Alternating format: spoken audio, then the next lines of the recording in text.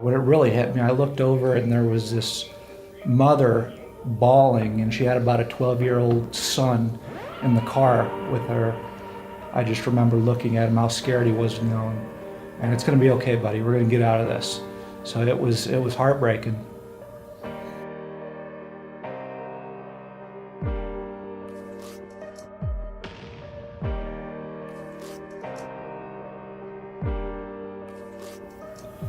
Calls just kept coming in, back to back. And then we got a call from Butte County that says, just evacuate Paradise.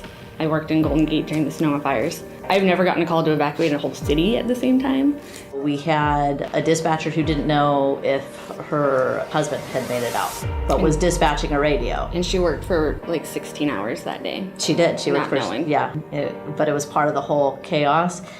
I remember the sergeant coming in and saying, everybody get your uniforms on, we gotta go, Paradise is getting evacuated. The smoke was so thick, it was like midnight. I mean, there was no sun coming through at all. When we initially got into the town of Paradise there, we started noticing spot fires that weren't reported. And then once we got to the top there was traffic everywhere.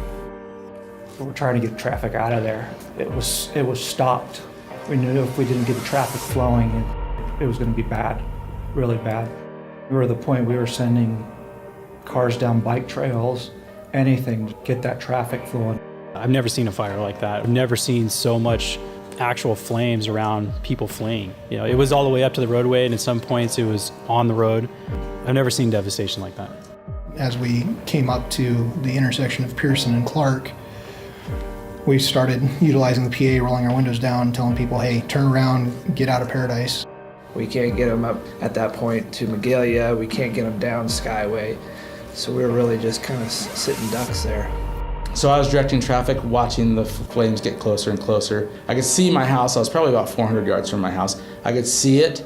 Between where I was and my house, there's a ravine. I was kind of making in my mind, okay, when the fire gets to here, it's going to be time to go. Well, that entire ravine lit on fire at one time, about 40 yards wide, as long as I could see, just lit up. And watched my house catch on fire. There was walls and walls of flames every direction. I mean, up to 20, 30 feet. You could feel the heat. I just remember how powerful that wind was. I saw the flames were coming. It was coming. It was going to take us over. And so we were on our P saying, hey, once this overtakes us, come running back up towards us. We're all going to shelter in place up here. At that point, I was asking dispatch, we need air. We need water drops. It's going to overtake us. And when some officers were asking for airdrops, and I've spoken with him, and he said that he heard the request, he put it through to CAL FIRE, and then he put it back out, but he could no longer copy Officer Ortiz. A few minutes later, sure enough, I could hear the helicopters coming. I can hear them dropping water, and the sound it was making, that sizzling sound, and just feeling you could feel the wind from the helicopters coming over and dropping. It bought us some time, definitely. Pretty surreal, yeah. And even when those water droplets hit the patrol vehicle, you're just like, oh, thank God, yeah. It was like a little bit of a hope up there. The fire had swept south of us and the fire had swept north of us, so our only artery to get out was where the traffic was. Okay, we're gonna shelter in place in the Ace Hardware parking lot. I got together with one of the supervisors from probation, and we actually wrote down the names just so we had a log in case we didn't make it out. We heard that they were trapped on the radio. We could hear it in their voice that they knew something was going to happen, and they were just trying to get as many people away from it as possible, but they were going to stay with the ones that they had. We were going to try to find them a way out. I knew they were stuck at the Ace Hardware near Skyway, and we could see where the holdup was for the traffic getting out of there. Had we not opened up Skyway and had Chico PD and SRT and Chico CHP not been there and did what they had done, we probably would have been talking about a different scenario at this point.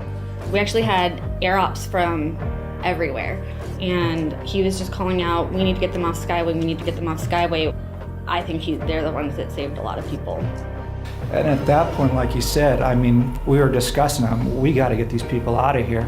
I remember seeing a CAL FIRE truck come down through Skyway, and I stopped them and I say, is that makeable? Can we drive through there? He's like, it's kind of sketchy. I mean, it's kind of treacherous, but you can try. So Joel and I, we're talking, we got to get these people out of here. So we drove it. And like he said, there was fire everywhere and boulders.